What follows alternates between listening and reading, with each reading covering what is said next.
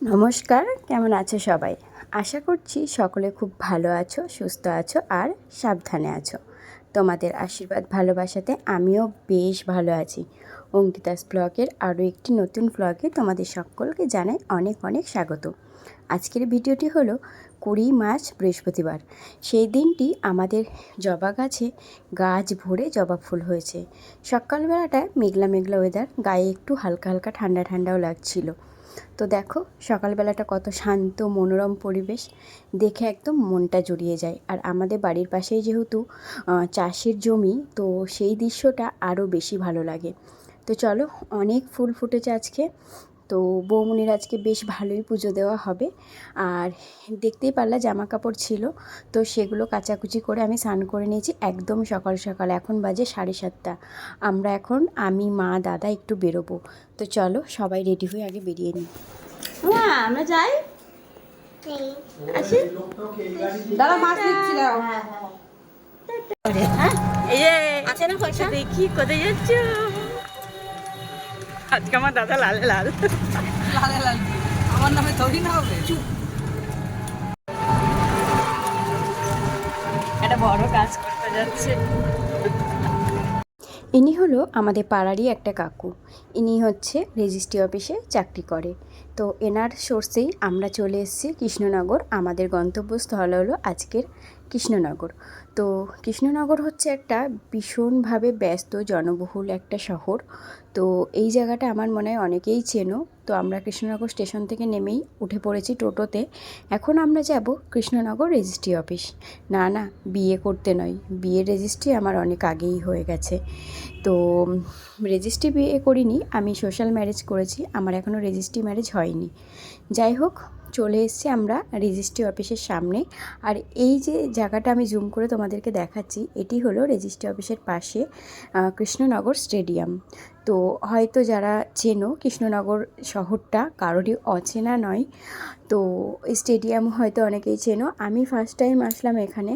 তো আমরা অনেক সকালে এসেছি, 8:30 ট্রেনে এসেছি মোটামুটি। এখন ঘড়ির কাটায় ওই 9:17 কি 9:20 মতো বাজে। আমরা এখন রেজিস্ট্রি অফিসের সামনে চলে এসেছি। একটু তাড়াতাড়ি এসেছি, আমাদের কিছু কাজ আছে, সেই কাজগুলো কমপ্লিট করতে হবে, সেই কারণেই। আর ওই যে মায়ের পিঠটা দেখতে পাচ্ছ, সেই কিন্তু ঘা হয়েছিল, সেই হারপিক্সের ঘা এখনও ক্ষতগুলো এখনও তার তাজা আছে, ভিতরে এখনও তার যন্ত্রণা করে। আর এখানে একটা জিনিস দেখলাম, এই যে গাছটি দেখছো, গাছটি ভীষণ বড়। আর এত বড় গাছের নিচে কিন্তু বেশ আরাম করা যায়। এই গাছটাই একাই এই পুরো রেজিস্ট্রি অফিসের সামনেটা ছাওয়া করে রেখেছে। এরকম আর একটা আছে, তবে এত বড় নয়। তো এখনও যেহেতু রেজিস্ট্রি অফিসের কাজ শুরু হয়নি, আমরা এখানে বসে পড়েছি সকাল সকাল চা খেতে। আর ওই যে আগেই বললাম আজকে একটু মেঘলা মেঘলা ওয়েদার, তাই সকাল সকাল চা তো আরও বেশি ভালো লাগছে। আর বিস্কুটটাও দেখতে পারলা কত সুন্দর হার্ট শেপের, আমি প্রথম হার্ট শেপের কোনো বিস্কুট খেলাম। আর এখানে দেখো আমার দাদা ফোন দেখতেই ব্যস্ত ছিল, তো ওকে আমি একটু খেপাচ্ছিলাম। আজ একটা অনেক বড় কাজ আমরা দুজন মিলে করব, সেই কারণেই। তো চলো, এখানে একটু চা পানি খাওয়ার পরে খেয়ে নিয়েছিলাম একটুখানি ঘুগনি আর পাউরুটি। দাদা খেয়েছিল ঘুগনি আর পাউরুটি, আর আমি নিয়েছিলাম আমার জন্য একটা ডিম টোস্ট। এই যে আমার ডিম টোস্টটা, তবে এই ডিম টোস্টটা আমি খাইনি, মায়ের ঘুগনি পাউরুটিটাই খেয়েছিলাম, কারণ এই ডিম টোস্টটা সর্ষের তেলে ভাজা, আর আমি সর্ষের তেল পছন্দ করি না। তো তারপরে খাওয়া দাওয়া সেরেই চলে এসেছিলাম রেজিস্ট্রি অফিসের উপরে, মানে ছাদের উপরে। এখানেই আমাদের সমস্ত কাজবাজ হবে। আর রেজিস্ট্রি অফিসের পাশেই রয়েছে ক্রাইম পুলিশ স্টেশন, মানে সাইবার ক্রাইমের যে পুলিশ স্টেশনটা হয় সেটা। তো সেটাই তোমাদের দেখালাম। আর এখন আমাদের কাগজপত্রের বেশ কিছু কাজ আছে, সেগুলো এখন কাকুটা কমপ্লিট করবে। অনেক সই করতে হবে আমাকে, দাদাকে, মাকে। তো চলো এবার তোমাদেরকে বলি আমরা রেজিস্ট্রি অফিসে মেনত কী করতে এসেছি। আমাদের বাড়ির যে জমিটা সেটি হলো আমার বাবার নামে, আর আমার বাবা গত হয়েছে আজ থেকে 6 বছর আগে। তো সেই কারণেই এই বাড়ির দলিলটা আমার মায়ের নামে ট্রান্সফার করা হবে, জমির জায়গার সব মায়ের নামে ট্রান্সফার হবে। তো সেই কারণে বাবার সম্পত্তি যখন মায়ের নামে ট্রান্সফার হবে, তখন আমাদের দুই ভাই বোনকে মায়ের নামে সেটাকে দানপত্র করে দিতে হবে। সেই কারণেই আমরা দুজন এসেছিলাম। তো এখানে মায়ের নামে দানপত্র হওয়ার পরেও আরও একটা দানপত্র হবে, সেটা হলো মা তার ছেলেকে দানপত্র করে দেবে, এতে আমার কোনো আপত্তি নেই। তো এখানে দুই রকম দলিল তৈরি হবে, একটা মায়ের অবর্তমানে দাদার, আর একটা হচ্ছে বর্তমান দলিল, যেটা হচ্ছে কারেন্ট হবে মায়ের নামে। আমরা রেজিস্ট্রি অফিসে সেই কারণে এসেছিলাম। মেনে তো আমাদের রানাঘাট যাওয়ার কথা ছিল 18 তারিখে, কিন্তু রানাঘাটেরটা ক্যান্সেল হয়ে যাওয়াতে আমরা তড়িঘড়ি করে বৃহস্পতিবারে মানে 20 তারিখের এই ডেটটা বেছে নিয়েছিলাম, কারণ আমাকে আবার শ্বশুরবাড়িতে ফিরতে হবে।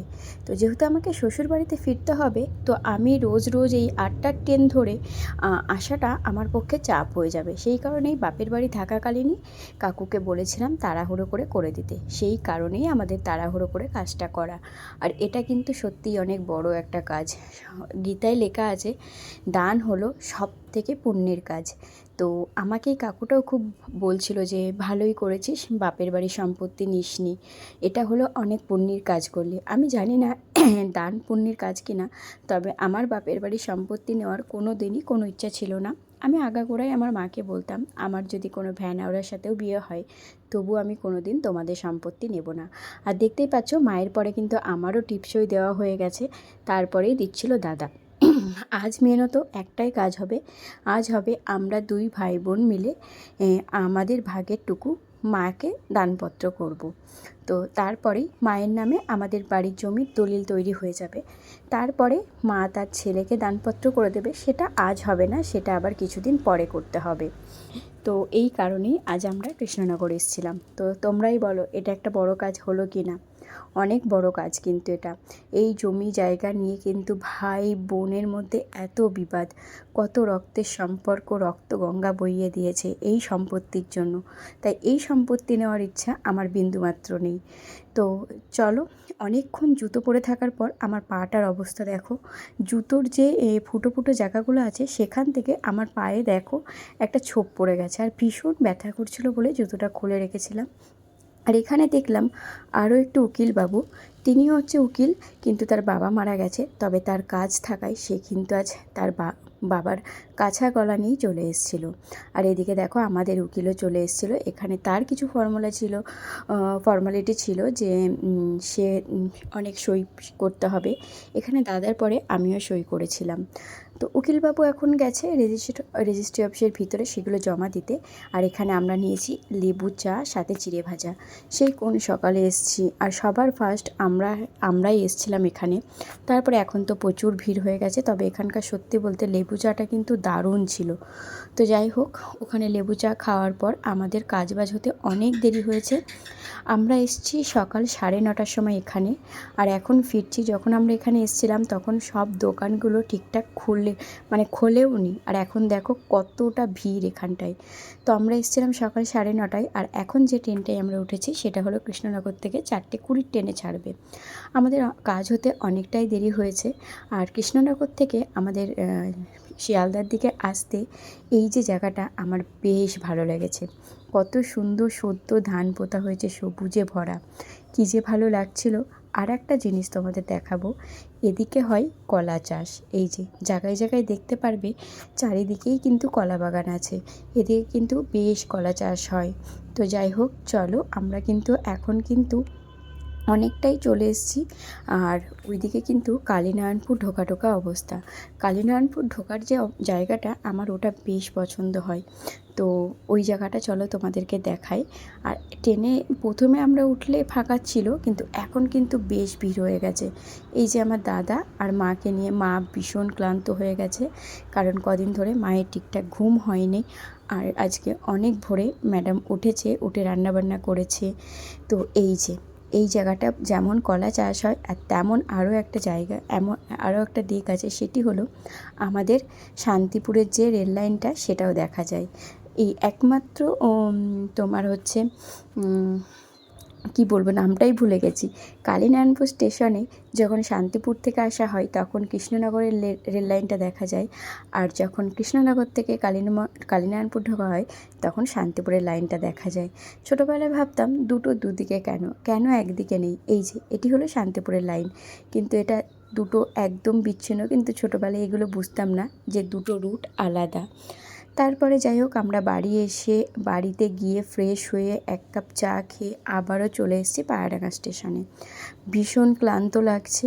পায়রাডাঙ্গা স্টেশনে আসার কারণ হলো আমি আর মা এখন যাব চাকদাতে। আমাদের একটা দরকার আছে, সেই দরকারটি হলো প্রথমে মা নেবে এখানে নাইটি, কারণ মা একটু শাড়ি নাইটি রেগুলার ব্যবসা করে। তারপরে যাব কিছু দুজনের দুটো গিফট কিনতে। গিফট কিনবো এর কারণ হলো আমার পিস্তিত বোনের মেয়ের জন্মদিন, তাই যেতে হবে। আর আজ যেহেতু বৃহস্পতিবার, তো বৃহস্পতিবারে আমাদের পায়রাডাঙ্গার বাজার বন্ধ থাকে। আর এখানে দেখো আমাদের গিফট নাইটি সব কেনা হয়ে গেছে, প্লাস আমরা ট্রেনেও উঠে পড়েছি। আর এই ট্রেনের যে ফাঁকা হাওয়াটা যে আসছিল, সেটা যে এত আরামদায়ক ছিল কি বলবো। সারাদিনের খাটাখাটনি মনে হচ্ছিলো এই ট্রেনটাতে একটুখানি আরাম করে ঘুমিয়ে নিই, কিন্তু চোখ বন্ধ না করতে করতেই আমার স্টেশন চলে আসবে। চলো, সারাদিন তো তোমরা দেখলে কত দৌড়ঝাঁপ গেল। এখন আবার সেই এনার্জি নিয়ে, মানে যদিও এনার্জি একদম নেই শরীরে, এনার্জি লস হয়ে গেছে, তবু দেখো মেকআপ টুসতে বসেছি। মানে যাব এখন জন্মদিন বাড়ি, আমার পিস্তিত বোনের মেয়ের জন্মদিন 5 বছরের, তো নিমন্ত্রণ করে গেছে, আমারও নিমন্ত্রণ আছে, তো যাব। সেই কারণেই সারাদিন এত দৌড়ঝাঁপ গেছে। কৃষ্ণনগর গেলাম, চাকদা গেলাম, তারপরে এখন যেতেই হবে, যেহেতু একদমই কাছের নিমন্ত্রণ, মানে কাছের তো সেই কারণে তো ভাবলাম যে চলো, সারাদিন তো শোয়া হয়নি, খুব দৌড়ঝাঁপ হয়েছে, মানে মুখটা একদম বাজে হয়েছিল। বিশেষ করে আমার যেমন ডার্ক সার্কেল আছে, সেটা আরও বেশি বোঝা যাচ্ছিলো, সেই কারণেই একটু মেকআপ করা। তো শুরু করেছি মেকআপটা, জাস্ট একটু টাচ আপ দেবো। তো চলো, পুরো রেডি হয়ে তোমাদের সাথে দেখা করি। এদিকে বরমশাই এখনও আসেনি, সে আসছে। এদিকে আমি এখন এই ঘরে নিরিবিলিতে মেকআপ করতে বসেছি। ম্যাডাম জানে না, জানলেই এখন মেকআপের জিনিস নিয়ে টানাটানি করবে, সেই কারণে আমার ঘরটাতে রয়েছে। এই যে এটা হলো আমার ঘর, ছিল আগে, এখন না। তো চলো আগে মেকআপটা করে নিই, তারপরে তোমাদের সাথে দেখা হবে। টাটা। এই যে রেডি হয়ে গেছি। এই শাড়িগুলো আগেই নিয়েছিলাম, শাড়িগুলো আর পরা হয়নি, তবে আজ পরে নিয়েছি। এখন এখানে মা পুচকি রেডি হয়ে গেছে, ওদিকে বড়মশাও বৃষ্টিতে ভিজতে ভিজতে চলে এসছে। আজকের দিনে এরকম বৃষ্টি হবে ভাবতে পারিনি। আর আমরা বৃষ্টির মধ্যেই চলে এসেছি আমাদের নিমন্ত্রণ বাড়ি গন্তব্যস্থলে। বাড়িটা খুব সুন্দর করে সাজিয়েছে টুনি লাইট দিয়ে, যেহেতু আমার টুনি লাইট বরাবরই পছন্দ। সামনের গেটটাও ভীষণ বেলুন দিয়ে সাজিয়েছে, আর এখানে ভীষণভাবে বৃষ্টি পড়ছিল। এটাই আমার সবথেকে অপ্রিয় জিনিস। তো চলো, এই যে আমার পিসেমশাই, আর এই হলো পিসেমশাইয়ের মেয়ে। এরই মেয়ের জন্মদিন, তবে আমরা দেরি করে আসাতে ওর মেয়ে ঘুমিয়ে পড়েছে। ওকে জিজ্ঞাসা করাতে ও বলল ওর মেয়ে ঘুমিয়ে গেছে। তার কারণ হলো সারাদিন ভীষণ দৌড়ঝাঁপ করেছে, দুপুরে একটুও ঘুমায়নি, তাই সন্ধ্যা হতে না হতেই বেচারা ক্লান্ত হয়ে ঘুমিয়ে পড়েছে। 5 বছরের মেয়ে আর কত বড় হবে, আর কত ধকল নিতে পারবে, তাই না? তাই গিফটটা ওর হাতেই দিয়ে দিলাম। ওর মেয়ের সাথে আমরা দেখা করিনি। তারপরেই আমরা চলে এসেছিলাম ছাদে। ছাদে এখানে কেক কাটিংয়ের একটা সুন্দর ব্যবস্থা ছিল। এখানে ছাদে কিছু রুম আছে, যে রুমগুলো এখনও কমপ্লিট হয়নি, এখানে সব ইনকমপ্লিট হয়ে রয়েছে। তবে খাওয়া দাওয়ার প্যান্ডেলটা একদম টপ ফ্লোরে, এখানে নয়। তো এখানে আমরা বসার আয়োজন ছিল, সেখানে একটু বসেছিলাম। আর এখানে এদের দুজনের খুনসুটি সারা জীবনেও মনে হয় না শেষ হবে। তোমরা কালকের ভিডিওটাতে দেখে থাকবে, ওদের একটা ভীষণ সুন্দর মুহূর্ত আছে। তারপরে আমরা বসে পড়েছিলাম খেতে, কারণ এমনিতেই আমরা আসতে দেরি করেছিলাম, ওই 9টা মতো বেজে গেছিলো। তারপরে এসে কিছুক্ষণ বসার পরে আমরা খেতে বসে গেছিলাম, যেহেতু বৃষ্টি পড়ছে, বর্মশাইকে আবার বাড়ি যেতে হবে। আর এখানে দাদা পুচকির মুখে একটু লেবুর রস দিয়ে দিয়েছিল। পুচকির মুখের রিয়াকশানটা দেখলা ঠিক কেমন, তো আবারও চাইছিল দেওয়ার জন্য। যেহেতু দুধ খায়, অল্প অল্প ভাত খায়, তাই এরকম টকের স্বাদ নিলে ও ভীষণ পছন্দ করে। তো ওর মুখটা দেখো, ঠিক টকটা দেওয়ার পর ওর মুখটার কী অবস্থা। তো এখানে আমরা খাওয়া দাওয়া শুরু তো এখনও হয়নি। তো চলো তোমাদেরকে দেখায় আজকের মেনুতে কী কী আছে। যদিও এদের বাড়ি মেনু কার্ড নেই, এটা তো ছোটোখাটো 5 বছরের অনুষ্ঠান, এখানে মেনু কার্ড করেনি। প্রথমেই দিয়ে দিয়েছিল ডিমের টেবিল, মানে ডিমের চপ, আর সাথে ছিল স্যালাড। তারপরে দিয়ে দিয়েছিল, বেশ গরম গরমই ছিল ভাতটা, ঠান্ডা ঠান্ডা ওয়েদার, আর ভাতটা বেশ গরম গরম, খেতে বেশ ভালো লেগেছিলো। আর এখানে ছিল ডাল ছিল, যেটা আমার মোস্ট ফেভারিট প্রত্যেকটা অনুষ্ঠান বাড়িতে। সাথে করে দেখো আমি এখানে আর একটু ডাল চেয়ে নিয়েছিলাম, পুরো ডালটাই ভাত ভাতটা দিয়ে খাবো বলে। আর আজ কিন্তু সারাদিন আমাদের ভাত খাওয়া হয়নি। বাইরে আমি কোথাও হোটেলে খেতে পারি না বলেই মা বাড়ির থেকে রুটি করে নিয়ে গেছিলো, সেগুলোই খেয়েছিলাম। আর টুকটাক ওই চা, চিড়ে ভাজা এগুলো দিয়েই কাটিয়েছিলাম। ভাত, ডাল, চিপসের পরেই ছিল ফ্রায়েড রাইস। তারপরে ছিল মাছ ছিল, যেটা আমি না খেয়ে বড়মশাইকে দিয়ে দিয়েছিলাম। তারপরে ওই যা যা হয়, চাটনি, পাঁপড়, মাংস। এখন তো আর কেউ দই করে না, দইয়ের বদলে আইসক্রিম করে। তবে 2 রকমের মিষ্টি ছিল, এক হচ্ছে সন্দেশ আর একটা হচ্ছে রসগোল্লা। রসগোল্লা কিন্তু প্রত্যেকটা অনুষ্ঠানের মাস্ট। তো এখানে আমাদের মোটামুটি খাওয়া দাওয়া হয়ে গেছে। আর দাদা যেহেতু সারাদিন, দাদারও খাওয়া হয়নি, খাওয়া দাওয়ার পরে ও কিন্তু বেশ ক্লান্ত হয়ে পড়েছে। আমারও শরীরটা ছেড়ে দিয়েছে, ভাত যেহেতু পেটে পড়েছে, সারাদিনের দৌড়ঝাঁপ, তার মধ্যে না খাওয়া ছিলাম। আর এখন সারাদিন পর ভাত পেটে পড়াতে মনেই হচ্ছিল না এখান থেকে উঠি। তারপরে এখানে চাটনি আর পাঁপড় খেতে না খেতেই দিয়ে দিল সন্দেশ। আমি আর মিষ্টিটা নিইনি, কারণ যেহেতু ভাতটা একটুখানি টেনেই খেয়েছিলাম সারাদিন না খাওয়াতে, মিষ্টিটা নিইনি। আর এখানে দেখো একটা পাহাড় বানিয়ে ফেলেছে আইসক্রিমের। তো আজকের দিনটা ভীষণ ব্যস্ততায় কাটলো। চলো, এখানে তো খাওয়া দাওয়া শেষ, এখন একটু ওদের সাথে দেখা করে বাড়ি ফিরবো, অনেকটাই রাত হয়ে গেছে। এই যে দেখতেই পাচ্ছ, এখনও কিন্তু বৃষ্টি পড়ছে। আর আমার দাদা যেহেতু এখন অটো চালাচ্ছে, ওর অটো করেই কিন্তু আমরা এসেছিলাম। তো চলে এসেছি এখন আমরা বাড়িতে। এই যে বরমাসও রেডি হচ্ছে বাড়ি যাবে বলে। এই যে চলো তাহলে ভিডিওটি তাহলে এখানেই শেষ করলাম। সবাই সুস্থ থেকো, ভালো থেকো, সাবধানে থেকো। আর ভিডিওটি কেমন লাগলো কমেন্টে জানিও। এখনও কিন্তু বৃষ্টি পড়ছে, তোমরা হয়তো বুঝতে পারবে গাড়ির আলোর দিকে তাকালে। ওই বৃষ্টিতে ভিজে ভিজে এসছে, আবার ওকে ভিজে ভিজেই যেতে হবে।